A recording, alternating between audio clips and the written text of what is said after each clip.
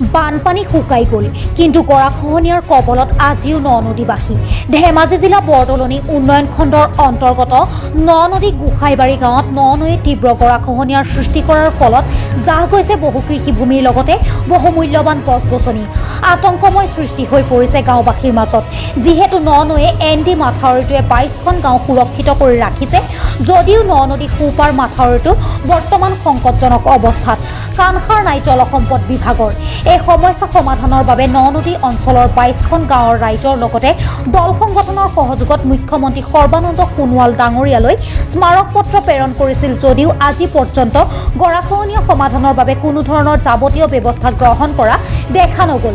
সেয়েহে গাঁওবাসীয়ে উপায়বিহীন হৈ সংবাদ মাধ্যমৰ জৰিয়তে জলসম্পদ বিভাগক অৱগত কৰাৰ লগতে তাৎক্ষণিকভাৱে গৰাখহনীয়া ৰোধৰ বাবে পাৰ্কুইপাইন কংক্ৰিটৰ ইনস্পাৰ দিবলৈ অনুৰোধ জনাইছে।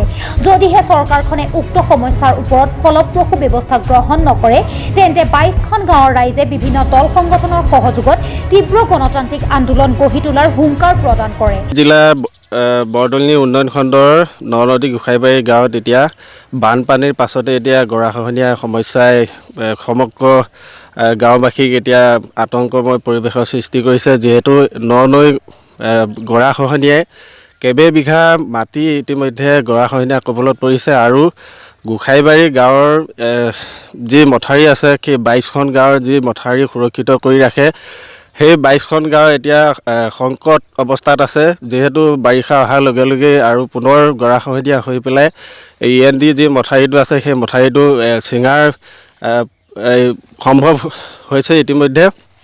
আৰু আমি চৰকাৰক বাৰম্বাৰ অনুনয় বিনয় কৰিছিলোঁ যে আমাক এটা ভাল স্পাৰ দি পেলাই আমাক গাঁওখিনি সুৰক্ষিত কৰিব লাগে, কিন্তু চৰকাৰে আমাৰ অনুৰোধৰ প্ৰতি তেওঁলোকে কেতিয়াও আমাক কোনো ধৰণৰ আশ্বাস প্ৰদান কৰা নাই। আৰু সেইকাৰণে আমি মিডিয়াৰ যোগে আমি চৰকাৰক আমি আহ্বান জনাইছোঁ যে অতি শীঘ্ৰে আমাৰ এই নৈ গৰাখহনীয়া সমস্যাটো আমাক সমাধান কৰি দিব লাগে।